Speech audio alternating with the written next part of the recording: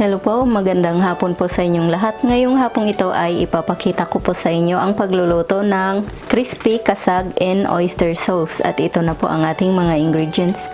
Unang-una, kasag or crab na maliliit.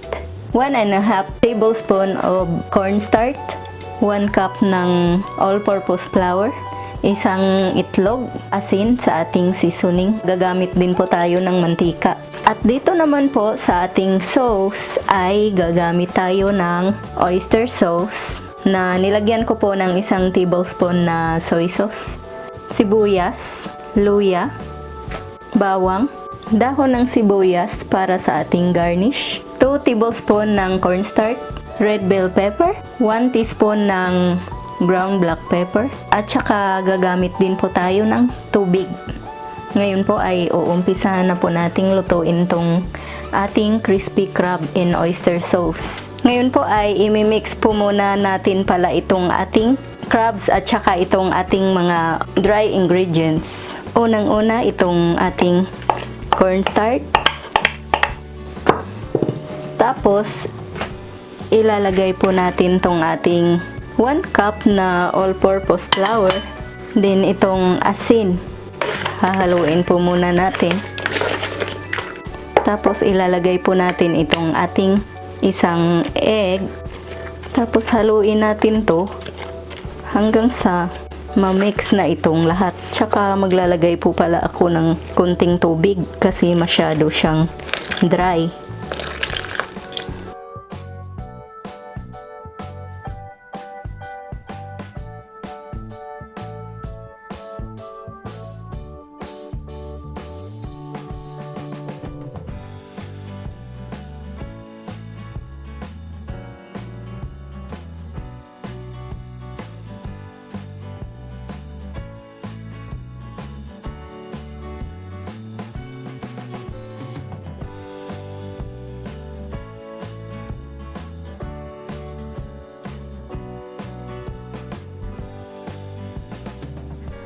Hahaluin lang po nating maigi. Yan, pwede na nating iprito itong ating kasag or crabs. Ngayon po ay ipiprito na natin yung ating kasag. Maglalagay lang po tayo ng mantika dyan sa ating kawali para maumpisahan na po nating lutuin. Pero hihintayin po muna natin na uminit yung ating mantika. Ngayon po ay uumpisahan na po nating prituhin itong ating crabs or kasag. Hintayin lang po natin na mag golden brown po yung ating crabs. Habang hinihintay po natin na mag golden brown po yung ating crabs or kasag ay pahihinaan po natin ang ating apoy para hindi po masunog. Ngayon po ay babalik ta rin po natin. Ayan na, medyo nag golden brown na po yung ating crabs.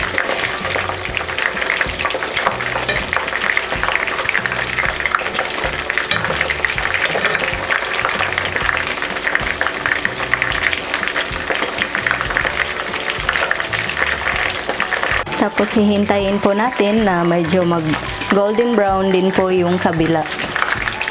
Kasi pagkatapos natin ito ay hindi na po natin siya lulutuin. Kailangan po lutong-luto yung ating kasag or crabs. Ngayon po ay hahanguin na natin to kasi luto na po itong ating crabs. Yan. Crispy na po siya.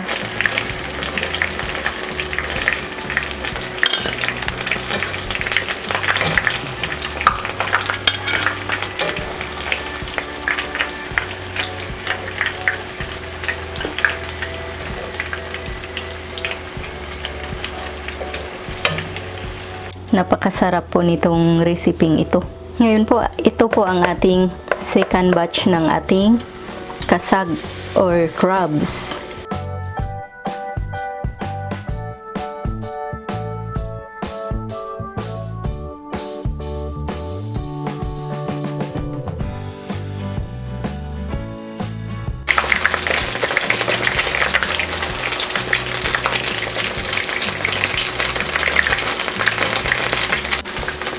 ay hihintayin na naman po natin na mag golden brown po yung likuran ng ating crab.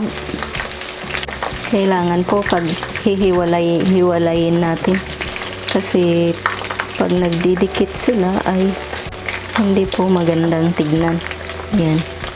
Ngayon po ay lalakasan po natin ng konti ang ating apoy para mas mabilis po siyang maluto. Ngayon po ay babaliktarin na po natin itong ating crispy crabs.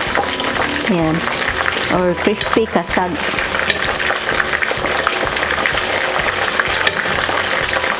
Luto na po kasi yung likod niyan pag red na po yung kulay niya.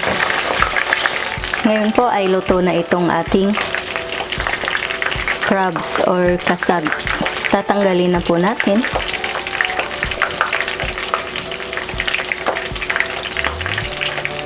Para maluto ko na rin yung last na natitira pang konti.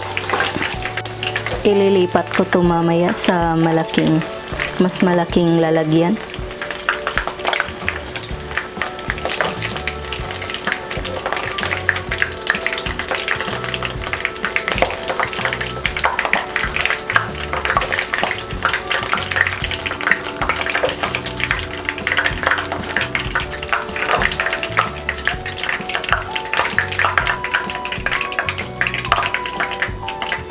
Yan, ito na po ang ating third batch ng ating crispy crabs na lulutuin. Yan.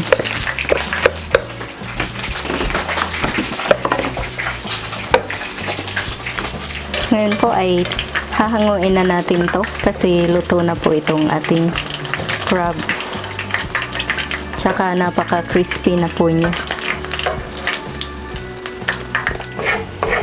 Ngayon po ay lulutuin na natin yung ating sauce.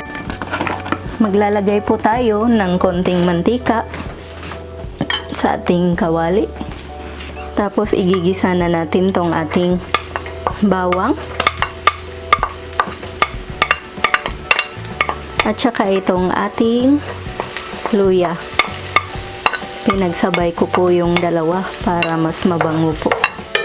Tapos kapag naaamoy nyo na yung bawang at saka luya, yung amoy nila na mabango na, pwede nyo nang ilagay ang sibuyas. Pahihinaan lang po natin ng konti yung ating apoy.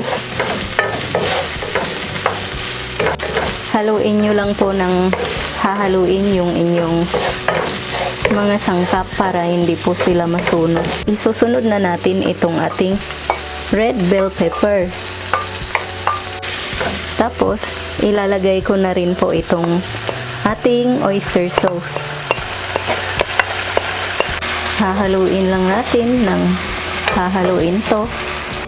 Tapos, ilalagay na natin yung ating paminta. Hindi na po pala ako maglalagay ng asin nito kasi baka umalat na po dahil naglagay na po ako ng asin doon sa ating crabs kanina. Kaya hindi na po kailangan na maglagay pa ng asin dito. Ngayon po ay maglalagay lang po tayo ng cornstarch. Uubusin ko na lang po. Mas masarap po kasi kapag maraming sauce na ilalagay doon sa ating kasag. Tapos hintayin lang po natin na lumapot ito. Ganito po ang texture na hinahanap ko doon sa ating sauce. Masarap po kasi kapag ganito po. Ngayon ay luto na itong ating sauce. Papatayin na po natin itong ating stove. Tapos ilalagay ko na po ito doon sa ating crab. Ngayon po ay ilalagay na natin to dito sa itaas ng ating crabs or sa ating kasag. Uubusin ko po ito para malagyan po lahat kahit yung nasa ilalim. Ngayon po ay i-garnish na natin itong ating dahon ng sibuyas. Pero kung ayaw nyo naman po ng maglagay ng garnish ay okay lang po. ginagawa ko lang naman po ito para mas maganda po siyang tignan. Ayan na po ang ating finished product ng crispy kasag in oyster sauce. Ito na po ang ating finished product ng crispy kasag in oyster sauce. Sana po ay magustuhan nyo ang recipe ito. Sana ay subukan nyo. Sana mag-like, mag-subscribe, mag-share po kayo. Maraming salamat po sa inyong panonood. Ito po ang inyong Ate Mayang na nagsasabing, mabuhay!